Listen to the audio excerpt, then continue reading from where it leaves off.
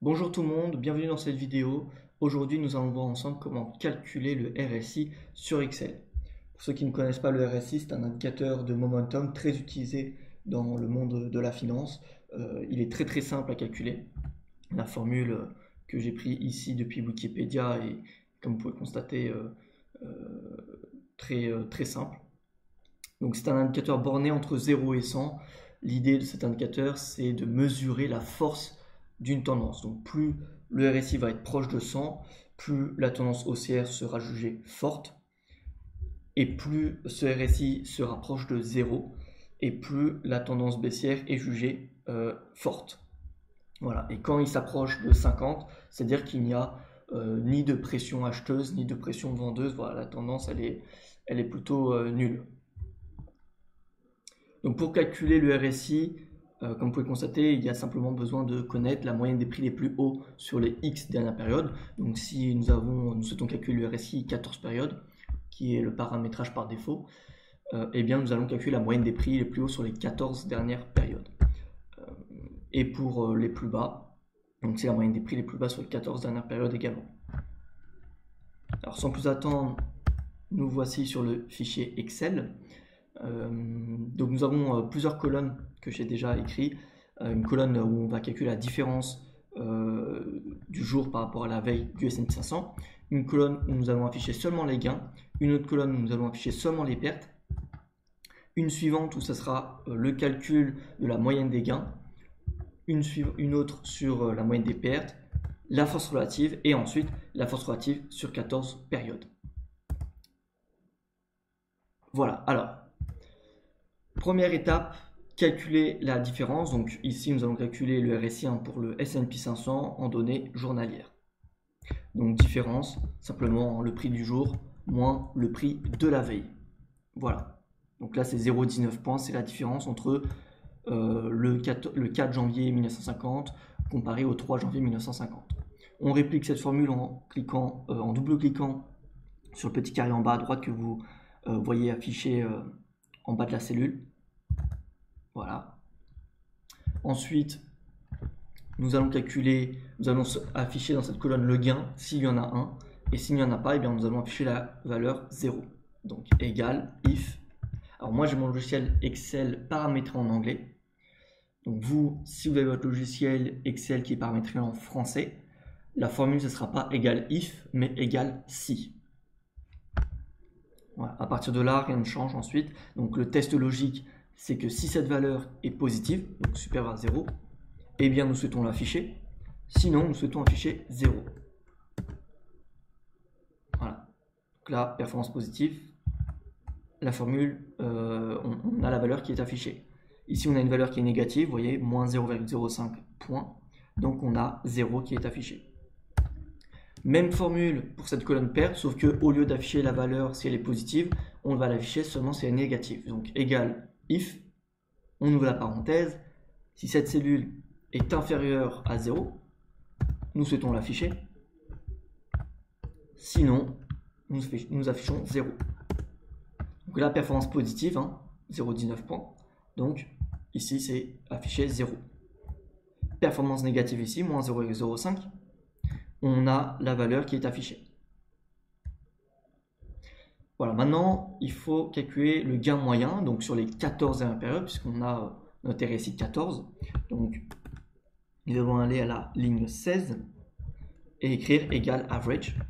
Donc, c'est la formule moyenne. Si votre logiciel anglais est en France, si votre logiciel Excel est en français, vous n'allez pas écrire égal average, mais égal moyenne. Donc, égal average, et ensuite on va sélectionner la plage de données des 14 dernières périodes, y compris le jour même de cet indice. Donc, vous voyez, 14R fois 1C, 14R pour 14 rows, qui veut dire 14 lignes.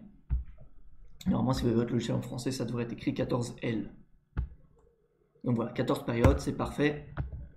La moyenne, vous voyez, c'est 0,05 points. Pareil pour les pertes moyennes, donc égal average, sauf qu'au lieu de calculer la moyenne des gains, on calcule la moyenne des pertes. Voilà. Alors il y a juste pardon, une étape que j'ai oubliée. Le calcul des pertes, il faut qu'il soit positif. Voilà, la perte moyenne, il faut qu'elle soit positive, sinon lorsqu'on va calculer la force relative, on va avoir une erreur. Bah écoutez, on va laisser comme ça, et vous allez voir ensuite pourquoi il faut mettre une valeur négative, enfin toujours positive, pardon, pour la perte.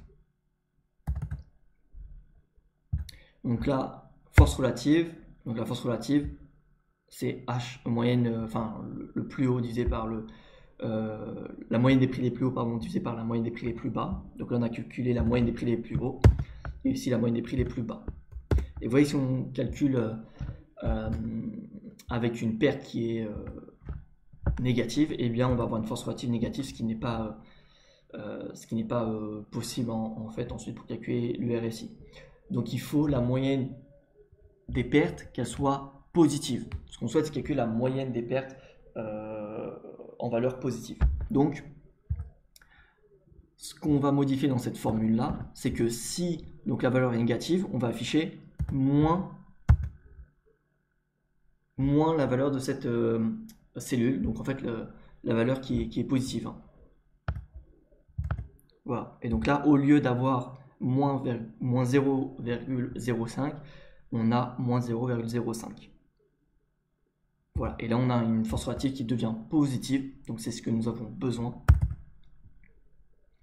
Et ensuite, là, nous avons juste à recopier finalement cette formule qui est affichée ici, sauf en format Excel.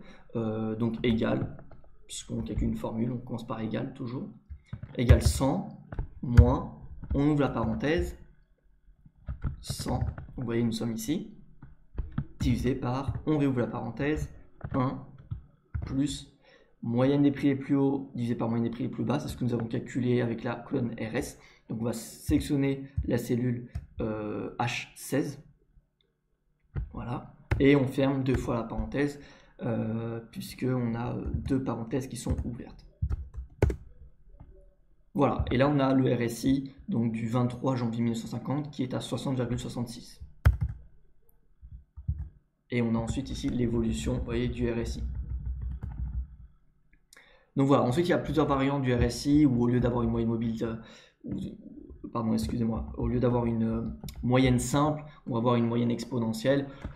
Ça va pas être le sujet de ce webinaire.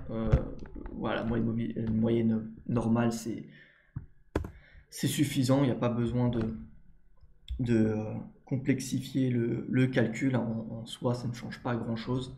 Donc voilà, vous avez l'idée en tout cas de ce calcul du RSI. Si nous allons tout en bas, vous voyez au 26 mai 2020, nous avons la formule, le RSI qui est calculé. Ensuite, ce que nous pouvons faire, c'est afficher par exemple le RSI sur les 67 dernières périodes avec la date.